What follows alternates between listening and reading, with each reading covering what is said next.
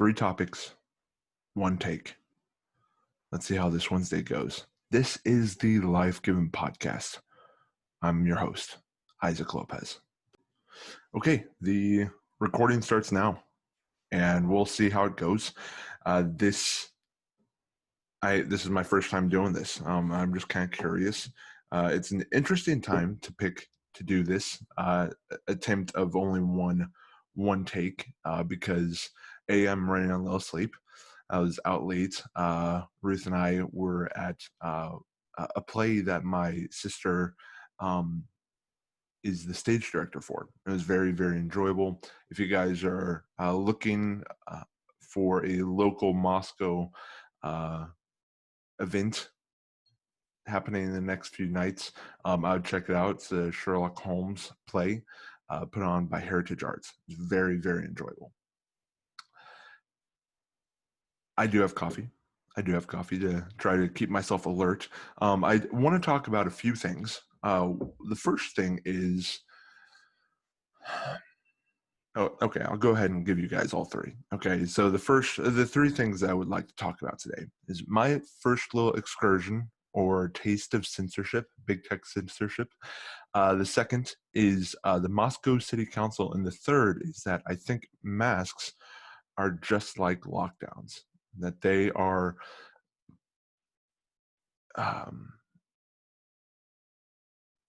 not the best application of a solution. I think that they are enabling people and giving them false confidence. That is what I would like to discuss today. Let's begin with the little run-in I had with big tech, with YouTube. So I upload to about 5 or 6 different platforms. My biggest ones being Spotify, Google Podcasts, and YouTube. I have a few other smaller podcasts I get onto, podcast catchers. And I also get on my Wix site, the Life Given News, because my RSS feed is over there. And so if anything happens, just go there because it will always go up over there. Anyway, but YouTube on Monday's episode did not like what I had to say, did not like, or I guess what I had to play rather for you guys. On Monday's episode, if you watch that, it was the America's Frontline Doctors. It was the press conference that had been scrubbed from big media, from all the social media's biggest platforms, YouTube, Facebook, Twitter, all of the above, got wiped. I mean, absolutely. It was up for 24 hours, got millions of views, and then it got taken down all over. And I wasn't necessarily saying that these people who are espousing hydroxychloroquine, it's too early to try to pronounce that, as the cure for COVID-19. But that's what, at least the doctor from Houston, that's what she was preaching up there, and it really was preaching. But I just wanted to have a simple discussion, a conversation. And right now, there is only one conversation being allowed, and that's going to be one of my critiques that I would like to lay at the feet of the Moscow City Council. This, so YouTube did not like that I had to play it. So I uploaded it. I mentioned that I had this in the description. I linked to it in the description. I tagged it in the video tags, and I put it in the title. Not necessarily flying under the radar. I didn't know what YouTube would do. But then they took it down because it was against their community guidelines, saying that was contrary to what the CDC had to say. And regardless of that, won't you let people make their own decisions based off of information that could be potentially very valuable? But YouTube did not like it, and they took it down. So I re-uploaded, of course, with I removed the original title. I removed the description. I removed the links that I had. I didn't tag it, and they have not taken it down. And after mentioning it on Facebook, Instagram, Parler, all of that, it has now become my most viewed video on YouTube,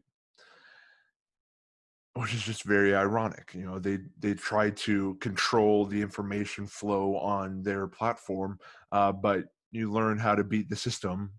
I mean, it didn't take that much, and people people are just interested in what you have to say, and you know they try to control it, and it can't. In the end, it doesn't work. In the end, I don't know what they hope to gain from it, because they are only making people curious, more curious. So that's my little incursion into it. And it's funny because in my rhetoric class this last year at Logos, we talked about this. We My students and I, we discussed big tech censorship of different scientists, of different uh, events. And it's funny that it happened to me. And obviously, it doesn't hurt as much. I mean, YouTube is where I get the majority of interaction with you guys. The majority of you prefer YouTube, just statistically. Um, but that being said, there are other ways to catch the podcast. And I mean, that would not stop me from uploading. I would find another site like Loom or, some discount YouTube out there. So that is honestly one of my critiques as we move into the Moscow City Council. I watched all 3 hours of it. Okay, I was surprised. Well, not surprised. I've been to a few city council meetings before, and they can go on for so long.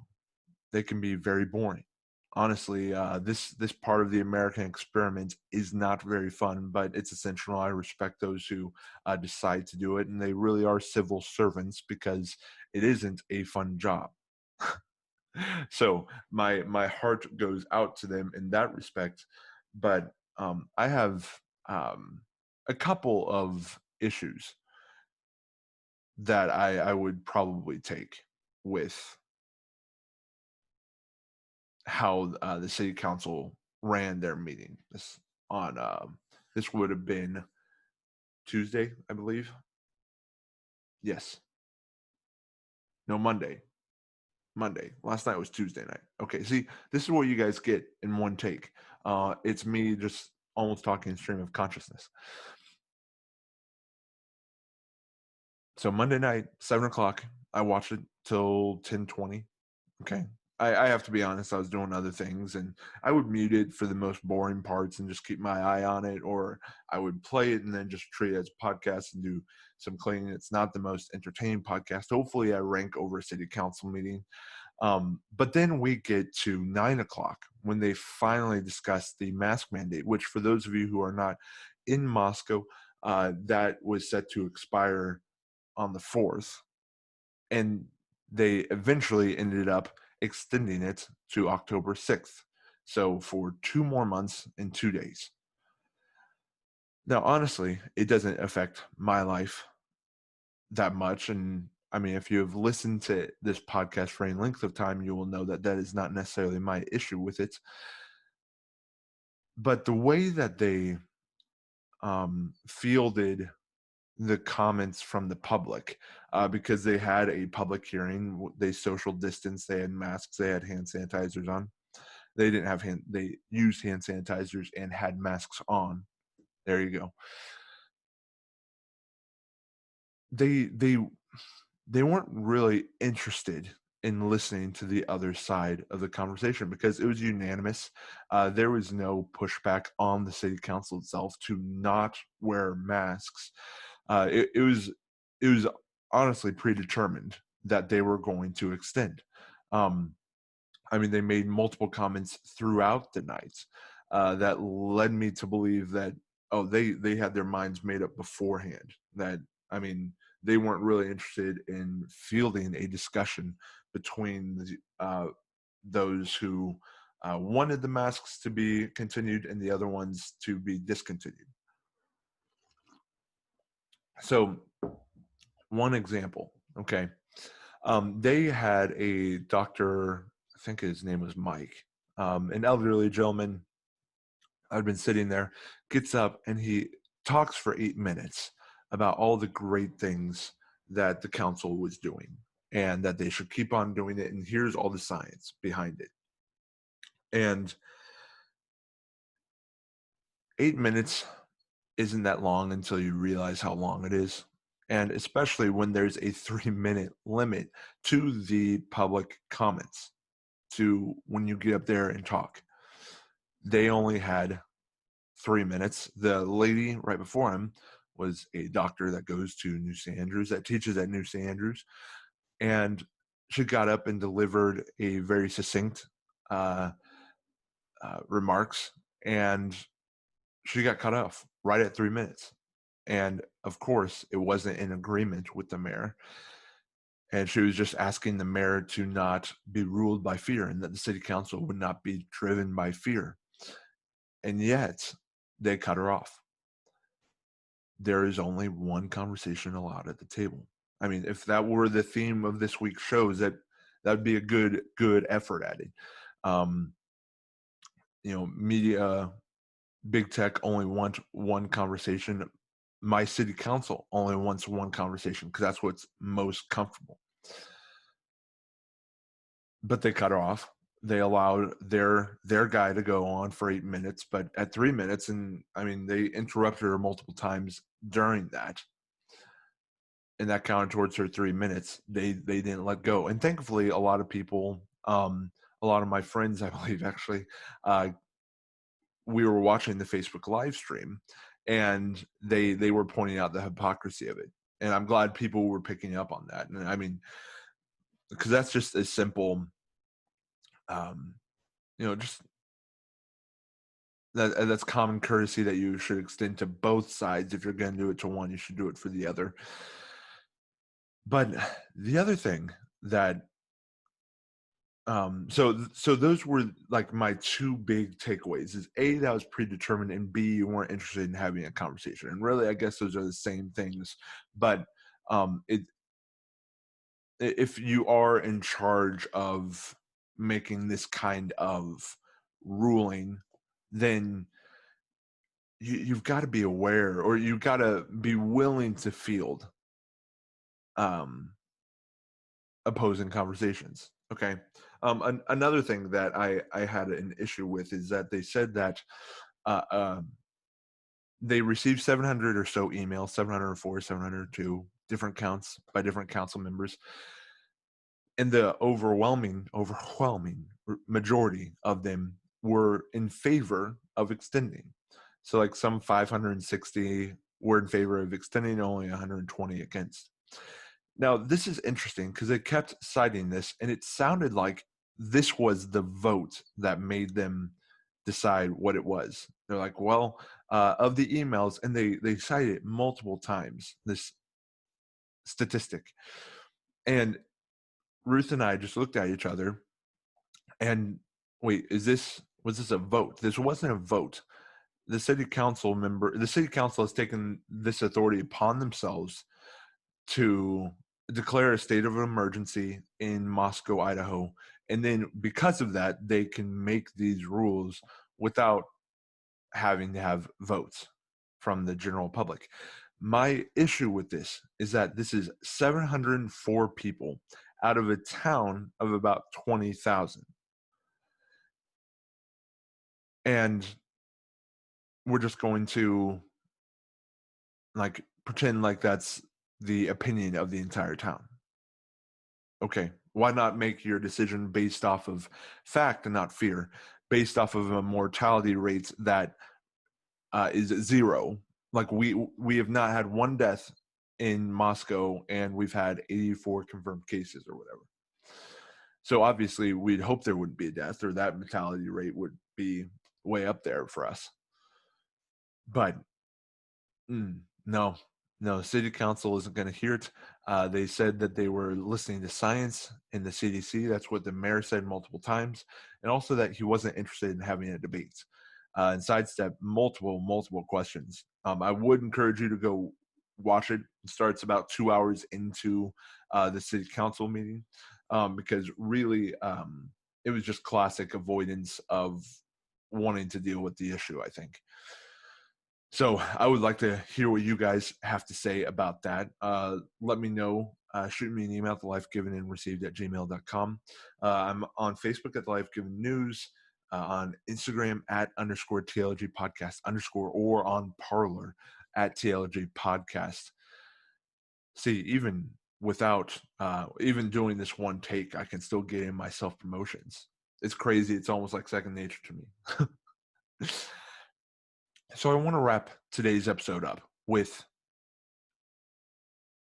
our masks, with honestly my main problem with masks, because people are treating like they have been proven that they work. And I'm pretty sure our own CDC has gone back and forth on this, on whether the general public should wear masks. And I read this interview with a Jennifer Rousseau, I want to say, Lisa Rousseau. I think that was a reference to law subconsciously. And she had an interview with Infection Control Today. She's a doctor.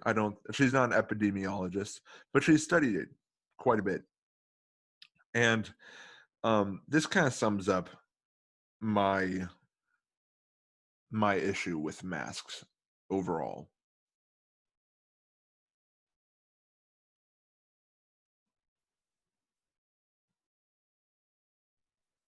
See, this is what you guys get for one take. Okay. I I had the quote right here. I need some Jeopardy music playing in the background, but then that wouldn't be one take. Okay. So they being cloth masks. Okay, I'll start here. First of all, for healthcare and community.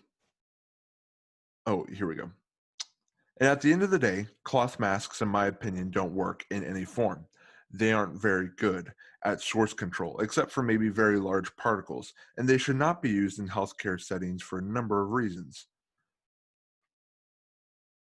Surgical masks, I decided based on the literature, might have a role as a source control for people who have symptoms. Say if they're staying home and they have some symptoms. They shouldn't be something you'd wear if you have symptoms going out into the public, because you shouldn't be going out into the public. But it's a good option for patients to wear in healthcare settings where they, especially for those who are experiencing symptoms, to what I would call diminish the viral load. Basically, decrease the amount of infectious particles in the air in a healthcare setting. So at the end of the day, the only thing that provides personal protection for the person wearing the mask is a respirator.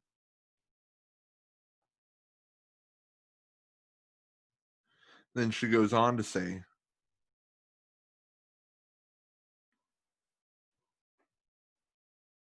my biggest problem with telling people they can wear masks, and this is the actual quote. So often I will